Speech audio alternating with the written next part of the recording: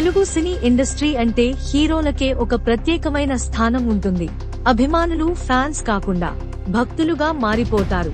వీళ్లలో ప్రతి ఒక్కరిది ఒక ప్రత్యేకమైన స్టైల్. కానీ పవన్ కళ్యాణ్ రూటే సపరేట్. మెగాస్టార్ చిరంజీవి తమ్ముడిగా అక్కడ అమ్మాయి ఇక్కడ అబ్బాయి సినిమాతో ఎంట్రీ ఇచ్చిన పవన్ కళ్యాణ్ కొద్ది కాలంలోనే విపరీతమైన ఫాలోయింగ్ తెచ్చుకున్నారు. పవన్ కళ్యాణ్ సినిమా వస్తుందంటే అభిమానులకు అది పండుగే. ఇతర హీరోలకు ఫ్యాన్స్ ఉంటే పవన్ కి మాత్రం భక్తులుంటారు. యూత్ ని ఊపేసే ఆయన స్టైల్, మేనరిజం, ఆయన మాటలు, ఆయన ఫైట్స్ కి జనాలు ఫిదా.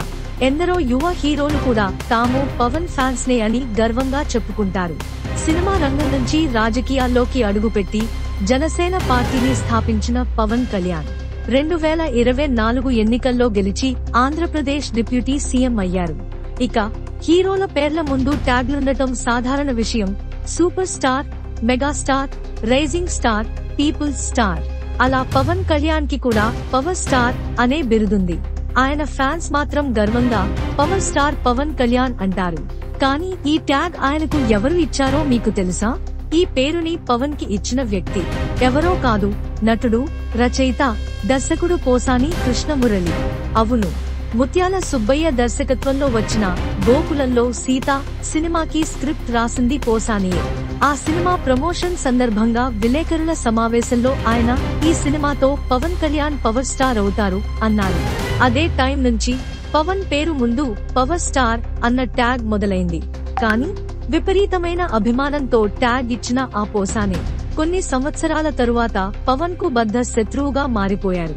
వైసీపీ అండతో పవన్ కళ్యాణ్ పై నోటికొచ్చినట్టు బూతులు, వ్యక్తిగత జీవితాన్ని టార్గెట్ చేస్తూ అసభ్య వ్యాఖ్యలు చేశారు. పవన్ కుమార్తెల పేర్లను ఉపయోగించి తీవ్రస్థాయిలో విమర్శలు చేశారు. ఇక వైసీపీ హయాంలో మాట్లాడిన మాటలకు ఫలితం కూటమి ప్రభుత్వం వచ్చిన తర్వాత కనిపించింది. జనసేన కార్యకర్తల ఫిర్యాదు మేరకు పోలీసులే పోసానిని అరెస్టు చేసి జైలుకు పంపించారు. పీటీ వారెంట్ల మీద రాష్ట్రం మొత్తం తిరగాల్సి వచ్చింది. ఆరోగ్యం పాడయింది. చివరికి తాను మాట్లాడింది వైసీపీ ఇచ్చిన స్క్రిప్ట్ ప్రకారమేనని పోలీసులకు వాంగ్మూలం ఇచ్చారంటూ వార్తలు వచ్చాయి. జైల్లో సుమారు నెల రోజులు గడిపిన తర్వాత గుంటూరు కోర్టు బెయిల్ మంజూరు చేసింది. చివరికి బతుకుజీవుడా అంటూ జైలు బయటకు వచ్చారు. ఇలా పవన్ కళ్యాణ్ కు బిరుదుగా పవర్ స్టార్ అని మొదట పలికిన పోసాని చివరికి అదే పవన్ పై కేసులలో జైలుకెళ్లిన తీరును చూస్తే ఇది నిజంగా విధి వైచిత్ర్యమే కదా.